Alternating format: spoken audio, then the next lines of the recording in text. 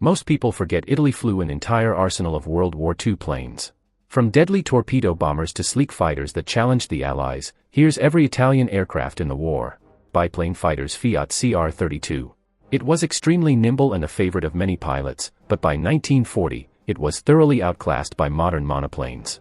Yet, Italian pilots flew it bravely in North Africa and Greece. Fiat CR-42 Falco, known as the Falcon. This was perhaps the finest combat biplane ever built. It excelled in dogfights below 13,000 feet. The Royal Air Force recognized its amazing turn radius, but its top speed was simply too low for success in later theaters. Imam RO-44, a very rare type, this single-seat floatplane fighter was derived from the RO-43 reconnaissance craft. It had limited production, used primarily for defending major naval bases and coastal patrol duties. Monoplane fighters. Fiat G50 Freccia. The Aero was Italy's first low-wing all-metal monoplane fighter. It suffered initially from a lack of decent armament and an open cockpit. It was reliable but quickly overshadowed by newer designs. Macchi C200 Setta. This fighter, named Lightning, was a very sturdy and trustworthy design. Pilots praised its excellent maneuverability and structural strength. However, the relatively underpowered engine prevented it from competing with Allied machines at higher altitudes. Reggiane Re 2000 Falco I. This design was highly advanced for its time. It featured stressed skin construction and strong performance. Italian authorities declined mass production due to concerns over the self-sealing fuel tanks. Many were exported ironically to Hungary and Sweden. Reggiane Re 2001 Falco II. This was a significant improvement over its predecessor. It adopted the superior German Daimler-Benz DB601 engine. This transformation made it one of Italy's best early war fighters. It served effectively as a fighter-bomber as well. Reggiane Re 2002 RE, named Ram. This machine was developed when supplies of the German DB601 engine became scarce. It reverted to a powerful radial motor. It excelled in the ground attack role, especially during the Allied landings in Sicily in 1943.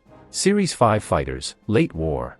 Macchi C202 Folgore, the true star of the early Regia Aeronautica. The Thunderbolt successfully mated the superb Macchi airframe with the powerful German DB601 engine. It finally allowed Italian pilots to meet Allied Spitfires on equal terms. Macchi C205 Veltro. This fighter, the Greyhound, was the ultimate evolution of the Macchi 200 line. Utilizing the larger, more powerful German DB605 engine, it was truly competitive. Many pilots considered it Italy's finest fighter aircraft of the entire war.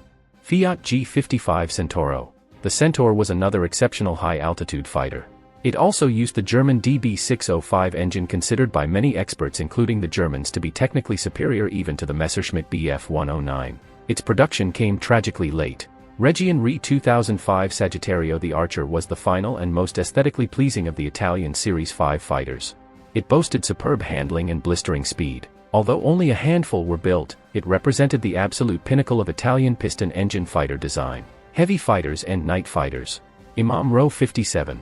This was an ambitious twin-engine heavy fighter. It was intended for high-speed interception.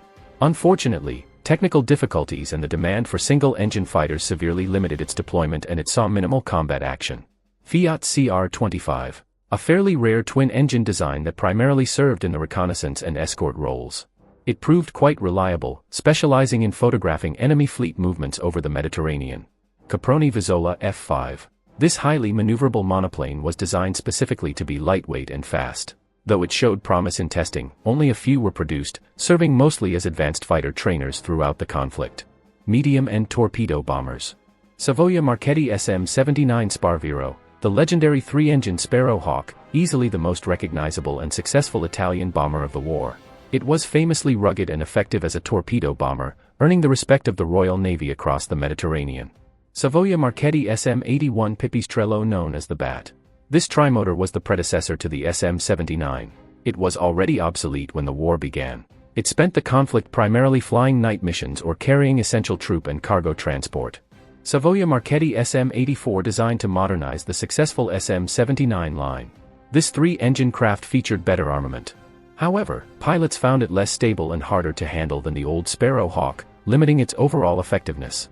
Fiat BR-20 Cicogna, the Stork, was an early Italian bomber that participated briefly in the Battle of Britain in 1940. It was rugged but slow. It was quickly relegated to secondary roles, primarily serving in the Far East with the Japanese Air Force. Cant C7 Alcyon. The Kingfisher was a very robust three-engine medium bomber. It was known for its wooden airframe construction, which allowed it to absorb significant damage. It was widely used for reconnaissance and bombing over the Balkans and North Africa. Can't see 1018 Lion named Lion. This was Italy's most advanced twin-engine bomber project. It featured an all-metal stressed skin design. Although significantly better than earlier types, production delays meant it missed the main fighting phases of the war. Heavy bombers. Piaggio P108. This was the only four-engine heavy bomber employed by the Regia Aeronautica. It saw limited operational use. It was mainly used for long-range maritime patrols and night bombing, showing potential that was never fully realized. Dive bombers and ground attack. Breda Ba.65, a single-seat low-wing monoplane used extensively for ground attack and dive bombing in the Spanish Civil War. By 1940, it suffered heavy losses due to its slow speed and weak defensive armor. Breda Ba.88 Lynx. The Lynx is perhaps Italy's most famous wartime flop. It was designed to be a high-speed reconnaissance aircraft. Once fully loaded with equipment, it became critically slow and unstable. Most were quickly grounded and abandoned. Savoia-Marchetti SM75. An unfortunate attempt to create a twin-engine dive bomber. It proved incredibly unreliable and mechanically fragile in operation. It was withdrawn from first-line service after barely a year of disappointing performance. Caproni CA.314, a versatile twin-engine transport, light bomber, and reconnaissance machine. It was a further development in the Caproni 300 series, served diligently in the logistical support role across the Mediterranean theater. Seaplanes and flying boats. Can't see 501 Gabbiano known as the Seagull. This was a widely used and recognizable long-range reconnaissance flying boat. It was slow and vulnerable, but its reliability made it essential for search and rescue and anti-submarine patrols. Can't see 506 Aeron, the three-engine Heron, was one of the finest hydroplane aircraft of the era. It was fast and remarkably sturdy. Used primarily for search and rescue, long-range maritime patrol, and occasional bombing missions. Fiat RS-14, a dedicated twin-engine maritime reconnaissance and anti-submarine float plane.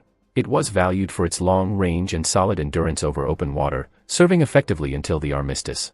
Imam Ro 43. This distinctive float plane was the standard reconnaissance aircraft for major Italian naval vessels. It was launched via catapult.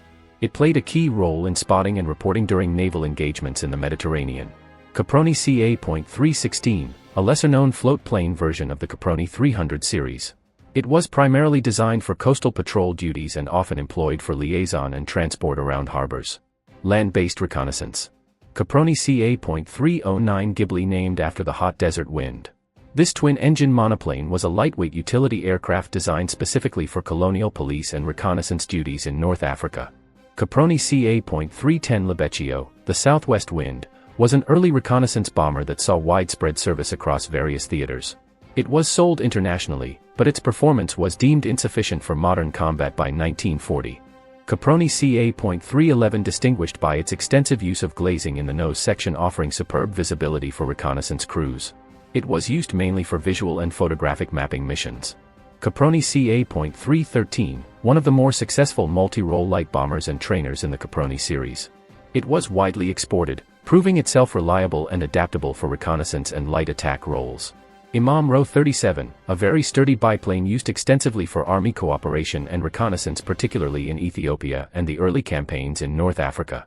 It was reliable but suffered heavily when encountering enemy fighters. Transport and liaison. Savoia-Marchetti SM82 Kangaroo. The massive trimotor Kangaroo was a crucial strategic transport. It was famous for its immense range and payload capacity, enabling complex long-distance missions, including strategic supply drops over the Soviet Union. Savoia-Marchetti SM73, an early trimotor passenger and cargo aircraft. It was already aging when the war started. It provided essential transport and logistical support throughout the conflict, often serving on dangerous supply routes. Savoia-Marchetti SM74, a large unusual high-wing transport aircraft. It offered exceptional interior space for cargo or troops used primarily by the military for moving priority supplies and specialized equipment. Savoia-Marchetti SM75, a very reliable trimotor transport that served as the backbone of the Italian military's air supply chain. It was adaptable, often modified for long-range special missions and liaison duties. Savoia-Marchetti SM83, a luxurious and fast trimotor airliner converted for high-priority transport roles, often used for moving top military commanders or critical documents quickly across the Mediterranean. Fiat G12, a highly successful modern three-engine transport that arrived later in the war. It was robust, spacious, and possessed excellent range, making it vital for supply operations after the fall of North Africa. Caproni CA.133, a successful trimotor transport aircraft dating back to the mid-1930s. It was a true workhorse essential for rapid troop deployment and freight operations, especially in Italian East Africa. Caproni CA.148. This was a modernized derivative of the successful CA.133 design. It featured better engines and structural improvements. It served primarily in training and secondary transport roles.